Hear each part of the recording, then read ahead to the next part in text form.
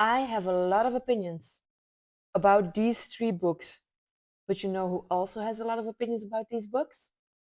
People on Reddit. So let's go.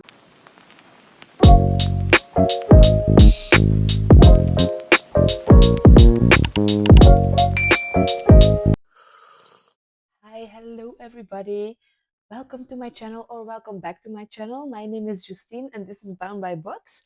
Today is Sunday morning again, so I'm not having tea. I'm actually having coffee because I need it. We are talking about the Bloodwing Academy series, and I just want to switch it up a little. I want to take time to read other people's opinions because I'm here talking to my camera, talking about my point of view and my opinion about the book. But there are so many people out there who have their own opinion, who have their own point of view, and also wanted to share it. What is the one place where everybody can share anything about anything? And I was sure to find opinions about the books I was reading. Reddit. Actually, this is the first time I ever visit Reddit, but I am so excited because I really want to dig into the comments and the opinions and the posts about these books from other people. So I will start this video with just a very short recap about what I think about these books, and then I just want to read some opinions, read some comments, read some point of views on Reddit, and just react on that because I really want to see if I agree with a lot of people, if people also have the same opinion as me, or maybe they just experience these books in such a different way. And I really want to be open to everybody's opinion. But before we start, I really have to give a disclaimer. Like always, these videos may contain spoilers.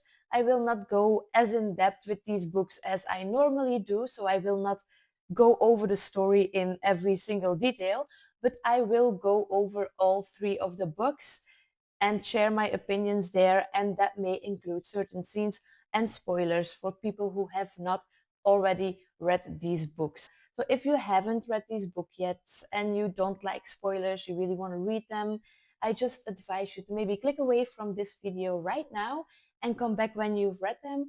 But without any further ado, I will grab my coffee and just start very quick on my opinion, and then we'll go to Reddit. This coffee is freshly made and it's actually still a bit too warm to sip. But I kind of like it, you know, like a very warm coffee. I needed that. Okay, so Bloodwing Academy. I bought this series because I was in the process of reading Fourth Wing and I was so captured by that story and those series that I just thought to myself, I need already another series ready when I finish those books. But I didn't want a series where I had to wait for the last book for more than a year. So I started to look up, first scrolling through the book app. I really liked the look of these books, and I started looking up when is the last book coming out, and that's actually end of this year. So I thought, perfect. I'm still in the Fourth Wing series. I still have two books, excuse me, to go there, and I have a standalone book. I will have time enough. Well, it is July, and I already finished all 7 of the books that I had ready to last till the end of the year. So I will still have to wait, but I have some more standalone books that I bought that will keep me busy during the waiting period. But I really was very excited about the fact that I would be able to maybe finish a series within a year. And that's actually the main thing why I also bought the books. I didn't really look up reviews. I didn't really look up that much detail because I don't want to spoil anything for myself. But I did just look up a general description of the book. And I am going to be very honest when I say that I don't know how to feel about these books. I was just a little lost in the meaning of I was feeling so much, but not specifically in a good way, I still enjoyed reading these books. Don't get me wrong, I still enjoyed them. They were still good books.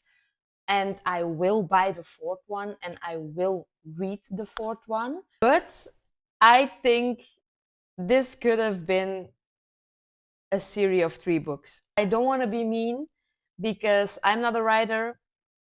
I am not saying that I could have done a better job. I cannot do a better job. Still a Marvel series, but we didn't need the second book. I finished the third one and my first thought was, wow, that second book was irrelevant to the whole story. And hear me out, because there is a lot that unfolds during the series, but actually all main important events happen or in the first one or in the last one. Even the only thing that was important in the second book was the ending. Everything else in the second book that happened before the last few chapters, in my opinion, is useless. That frustrated me so much at the end of the second book because I spent the first book bonding with Medra, hyping myself up for a dragon, not then being hit with the realization during the first book that there are no dragons, but you still have bits and pieces and glimpses of, remnants, and you always keep that connection to where she came from, and that has an impact on the whole dragon rider story, the fact that she's a fae. And then at the end of the first book, there is a dragon, and you're like, okay, let's go. There's a dragon. We are getting somewhere. But then you get to the second book, and okay, the dragon doesn't bond with her. I was all in on the ending of the first one. I was like, okay, yeah, make her work for the dragon. I mean, I would be cranky if I was turned to stone as well for who knows how many years, and somebody awakened me by accident, may I add, and then immediately is like, okay, bond with me. No, I would need some time as well. So I was completely on board with that ending. But then in the second book, you spend so much time. The second book is just Blake and Medra trying to figure out what the heck they are, which is frustrating all on its own. The whole second book, they are just being little whiny children. It was just a whole back and forward between the two of them. In the first one, I got it because the way they met was not ideal, and I got it that there was a hatred between them. But then it softened, and okay, with all due respect, he made a mistake. He made a mistake at the end of the first book, so I was with Medra in the beginning when she was mad at him. I was like, I get you. I get the reason why. But then Blake starts to be all, well, mean boy or wannabe bad boy, mean boy. I don't know. And they start to go back and forward so much. I love the fact that it is a slow burn, and I love the fact that it's not coming easy, but this was too much for me. This was too much for me. It was just one book of them, I don't know, being tough toward each other without any reason at all. They were just being mean, but then in their mind they were screaming at themselves like, oh no, I just want to be with you. But then they were like saying these things and acting this way. It was just child's play. I'm so sorry.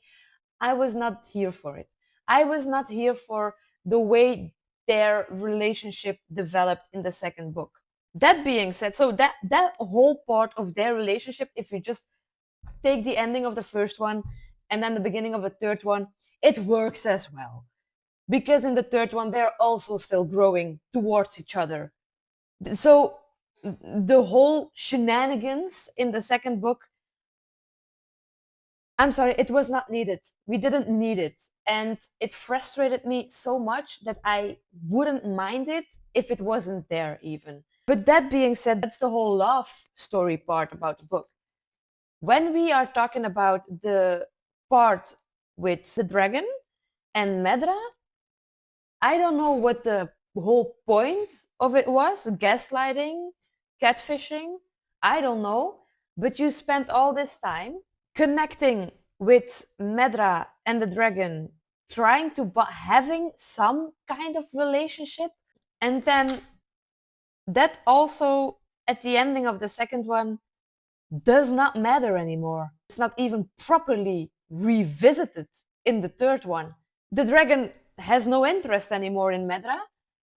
It never really had, I think. The whole second book, you are they are so zoomed in, and I could be wrong, and I hope I read some other opinions on Reddit, but the whole second book is so focused on things that are not important for the whole storyline. We can just leave them out and I would still read the same story. I'm sorry, I would still have the same consensus and the story would still go the same way, even with Cage being a wolf. Okay, we have the one scene that they see the silver wolf, and then okay, we have this vague conversation between Blake and Cage, but then again, we need to go to the third book to really get our answers. So it has no use at all. I'm sorry, but we could just we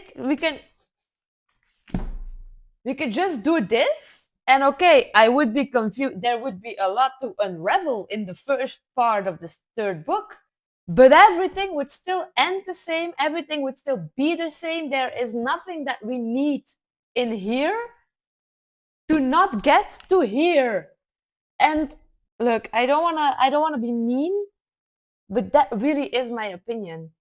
And it was still fun to read. It just felt like it didn't matter. The thing is, you don't notice it in the moment because you don't know the plot twist that is coming at the end of the book. And Florence being bonded with the dragon. The only thing that maybe also made a little sense was the fact that Professor Rodriguez, Blake and Cage wanted to make the dragon in stone again, but then again, I think Professor Rodriguez is a little bitch. I'm sorry, that's my humble opinion, but he speaks in tongue. I don't know. I mean, you asked that man a question, and that's something that also frustrated me in these books. I get it that we need to be vague, and I get it that we cannot give all the answers right away. But I was going crazy about the amount of time that someone did not ask a question when a question should be asked, or asked the question and got no clear answer.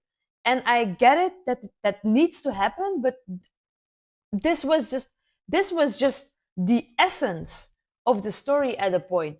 At some point, there were so many questions being asked and no answers being given.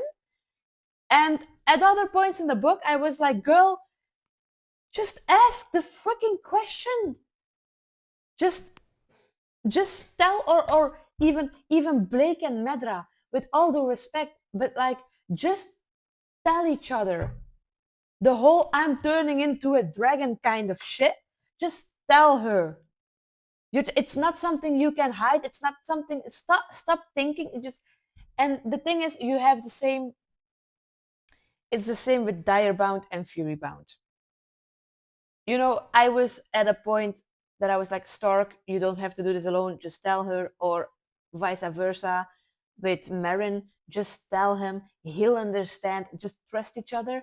And I completely understand this. This is a part of the stories where they have to grow toward each other and they have to keep the secrets to be able to get the plot going. And in Direbound and Furybound, I really enjoyed the amount of it because they still trusted each other. They still told each other things. The same with Xaden and Violet. The same with Isadora, and you know, in every story there is amount of secrecy and distrust, but this was not an amount of secrecy and distrust. This was just blatantly being ignorant and not telling someone. And the fact that they're like, oh no, she will kill me, she will never trust me again, this is wrong, but I'm still going to do it. Yeah, okay, now you're just being dumb. The thing is, it just, sometimes I realized later on that I needed the frustration and I needed the slow burn and I needed it, but at the moment I don't feel like I needed this. The moment the plot twist came in this book, I didn't feel like, oh my God, like, wow, like, oh yeah. No, I felt like this whole book was not needed. And I was also not on board with Florence being the dragon rider. But then again, I'm not a writer, but I was not on board when it happened. I was like, no, this defeats the whole point of Medra being there. And to be very honest, when you go to the third book, she's not needed anymore. I'm sorry, the only value she has is being the girlfriend from Blake and her mother, having her mother still inside her head because her mother is giving her so much and she actually is just being stubborn. And I know she's a very important person in the face of the rebellion, but to be very honest, without her dragon, what is she? She's Blake's consort. Yeah, I'm sorry. I'm being very rude. I'm being very harsh. I'm not trying to be negative because there are a lot of good things in this book as well. There are so many good parts and emotional parts, but I just I felt a little betrayed at the ending of the second book. Just being, I just read 600 pages when only, I'm sorry, if you added 50 to the first book and 50 to the second book, the series would still be the same. But I still appreciate the series. I will read the fourth book. I still had some parts in the story that I really enjoyed. I do have to say it took me longer to finish this series than it would normally take me. These books took me more than a month because there were just some parts in the story that I really had to force myself to just read through them. I took note of the fact that it took me longer to finish them. And I think the reason why is because I was frustrated with so many parts at the time. And I really had to force myself to go through them. And that's fine. That's okay. Not every book will be the same. I mean, not every series will capture you the same, and that's okay. And I hope, because we will move on to the Reddit part now, I hope I will read some comments and some opinions about people who really fell in love with this series. And I hope I do. And I hope there are also some who can validate my feelings. So we'll just move on to the Reddit one. Okay, so I have here the just picked up the Bloodwing Academy series. Hello. What were everyone's thoughts? I am halfway through the first book and it seems a little slower than I was anticipating, but enough to keep me tangled in. Does it get way more intense as the series goes on? Like or dislike? Let's discuss. Keep it for the most part spoiler free, as like I said, I'm still on the first book. Okay, so to begin, the slower beginning, the book seems a little slower than I was anticipating, but enough to keep me tangled in. This was exactly my opinion when I started the first book. Because with other books, I was immediately sucked in, but this one took me a little longer as well to really get going with the story.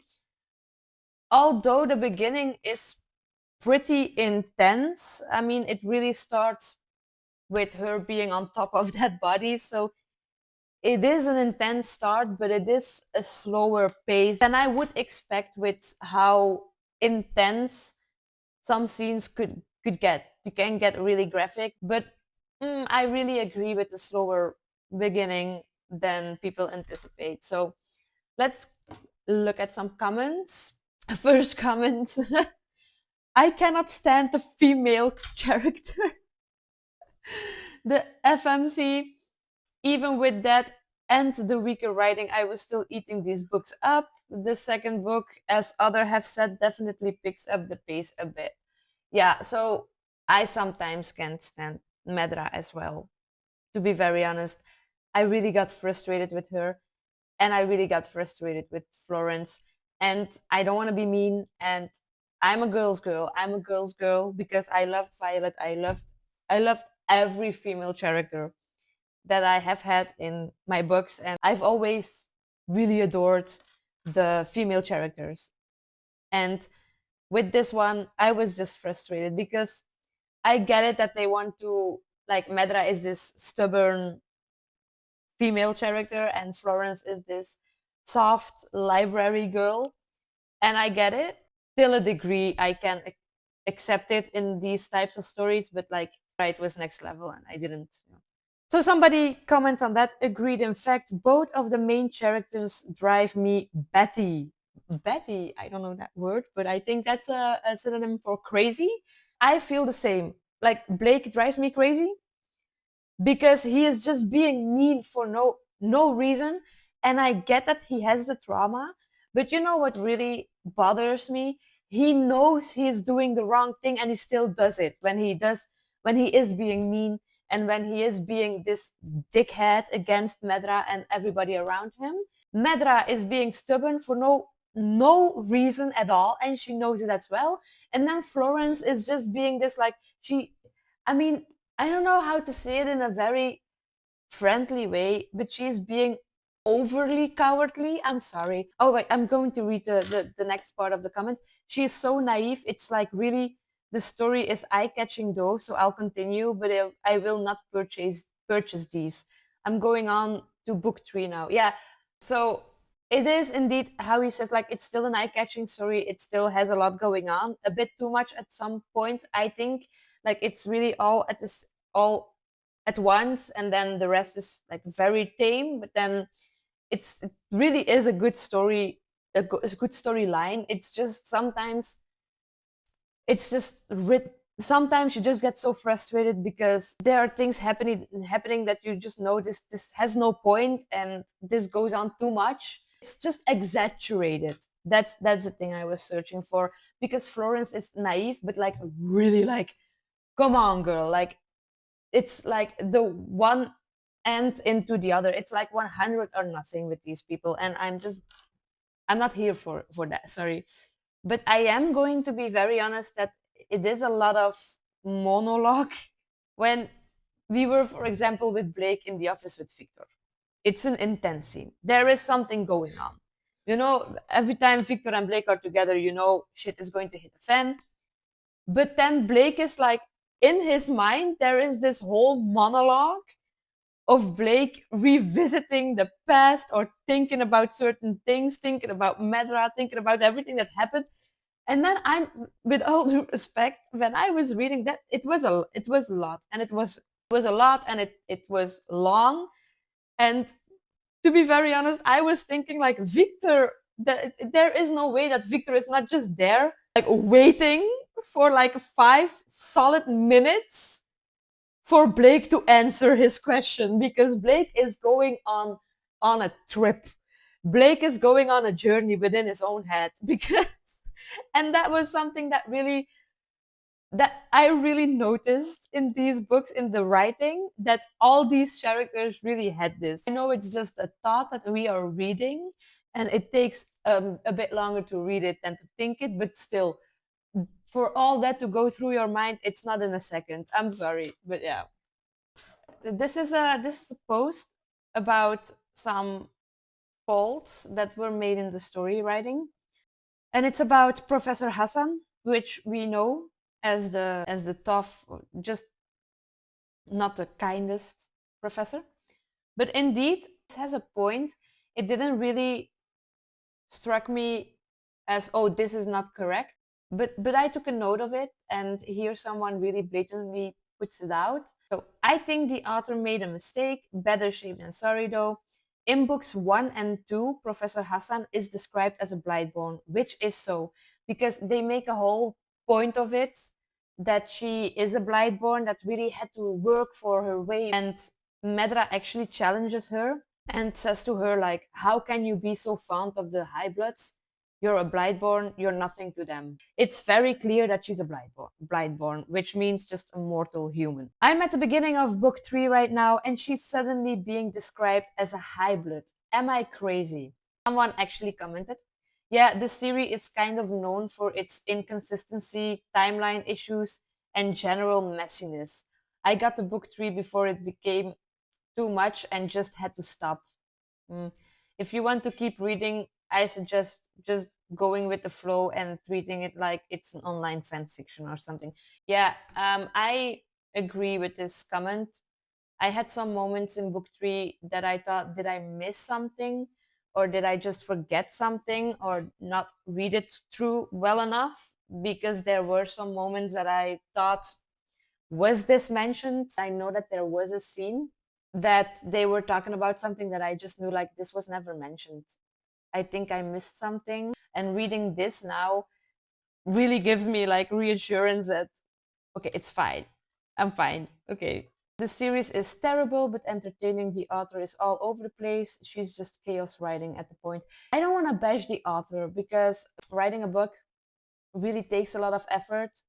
And I really emphasize with the fact that I can understand that sometimes it is very difficult, certainly when you have a series where so much is going on, to really keep the timeline clear for yourself.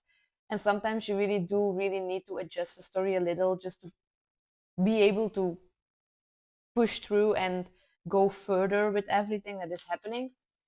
But it is pretty chaotic, and that was the frustrating part because, as I told already, the second book, in my opinion, was not needed because it was just everything going on. But then if you go to the third book, everything is different again. So yeah, this is just a general post and a discussion underneath. So let's read.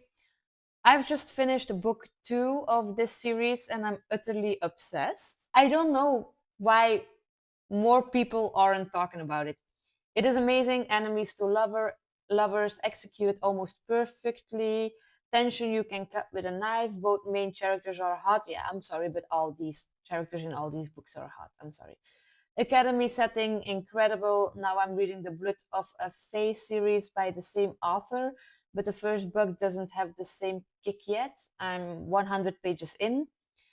This is also, I learned that there is like a 50 pages rule that if a book doesn't capture you the first 50 pages, that it's okay to put it down and move on, which I will use. And I'm reading it to find more about Medra's family. They aren't interconnected necessarily. You can read them separately. But if you have recommendations like the Bloodwing Academy with a magical school setting, please let me know. Oh, Fourth Wing, baby. Read Fourth Wing. I am finally recovering after Onyx Storm. Ah, okay, no. See, this was my recovery book as well. I can finally see the light. Yeah. Ah, see the first comment. I really understand this first comment. Do they actually end up together? Because it's getting exhausting, the love-hate situation. That's what I said earlier in my own opinion. It is exhausting. It is just, girl, make a decision. There's another comment underneath that one. Agreed, I am 25% into book 2 and I did really enjoy book 1, but I feel like so much progress between them was completely wiped out. I know that's the point, but I feel exhausted at the prospect of reading the second book without them being closer by the end of it. See, that's exactly what I was thinking. The whole second book, they don't grow closer. They just actually piss each other more off. I understand these comments. Wait, so you're telling me that after Cage has been so much better than Blake, and I'm currently rooting for them, they don't end up together? I'm on chapter 12 and I need major spoilers. Blake is so horrible and I hate how it's covered with his mask dropped for a second. Like, come on. Does Medra wake another dragon? Does she get moved to House Avari? Does Victor die? Please say he dies and Blake's dad comes back or something. Yeah, I was never rooting for Cage and Medra. I was always rooting for Blake and Medra. But I was really surprised by the Cage and Regan story that unfolds in the third book. Because to be very honest, I don't agree with that one as well. Because Cage and Regan never talk to each other. They don't know each other. And now all of a sudden, in this short amount of time, in the third book, they are in love, and Cage sees Regan as his mate, and he says things like, if a wolf finds his mate, he feels it. So now Regan is his one true love, and Regan is so in love with Cage. If you look at how long and exhausting the story between Medra and Blake was, to now see Regan and Cage go this fast, while first they try to indeed just give us a little glimpse of what Medra and Cage could have been. It was, again, it was 100 or nothing. So, and it's the same with Florence and the Dragon. What is going on there? What in the Beauty and the Beast is happening there? There is too much going on between those two, and they are both liking it. And I need something there, because how the third book ends, I think next series is actually also a mate dragon like Blake, and he will turn human again, and I think that is the last story that will happen. Okay, so someone commented on the please give me answers. Lol, okay. So I just finished the first book, but had to scope out whether it's worth reading book two, as I was quite overwhelmed. If there's no Cage romance, then I think I'm officially out. Medra girl, the price is right there, and he's respectful. Unfortunately, there is no Cage romance, but you grow to be okay with Blake, I guess. I tolerate him. I was okay with him in the first one. I was like, there's something there. In the second one, I just hated him. And then in the third one, I really started to like him. So he really turned around. We'll read one more. I've seen some trigger warnings and some info that makes me wonder if this series is for me. I wanted to see someone can let me know. I've read it's a bully romance. Is the bullying really bad? Like, makes it hard to like the guy after he stops? I've read also some possible misinformation. Does an animal get tortured on page? Is there SA? Any trigger warning info would be great. Thanks. Well, if you take these books, they come with a trigger warning in the beginning, but also with a spoiler alert for the trigger warnings. That's why I did not read the trigger warnings before reading the book. It's actually a quite of a big trigger warning. It is a very graphic book at times, which in some scenes I didn't appreciate it, in others I did. But I think the trigger warning list is a bit much. It's not more than in other stories, for example. It is a very bully oriented book, but it really lessens when you go further. Like in the third book, it's not that bad anymore, but the first and the second book are very, yeah, the bullying is bad, but I didn't really have a issue with it. I just found it frustrating because the bullying wasn't that good from time to time. I'm sorry. It's a school setting, so it's part of the story. Okay, so that's actually everything I found on Reddit. I actually agree with these four more than I should agree with them. I am actually very surprised that Reddit was kind of the same page. It's a good story. It's a good series, but it has some inconsistencies. It is exhausting from time to time. It is frustrating from time to time, and it is a lot from time to time as well. I still will read the fourth one, and I still will enjoy that one, and I still want to know how it ends. But is this, if someone asks me if I have something to recommend, I would not choose this series as the first thing to pop up in my mind to recommend to people. Okay, so yeah, that was everything from Reddit and my opinion about the book. It was very fun to read other people's opinion. I really enjoyed this. I think I will do this more often when I read other books. Maybe do some from Fort Wing and maybe revisit that one, revisit some scenes before I move on to the next book. If you like this, let me know. Like and subscribe if you like these types of videos. Let me know what I should do in the next one. Maybe you have another forum next to Reddit where there are more opinions about these books. Please let me know, because I really loved to read the other people's opinions and just compare them to my own and just feel this connection to other people and how they experience the story. So I really love this. I hope you have a lovely, lovely, lovely day. And until then, I hope to see you in the next video. Love you. Bye bye.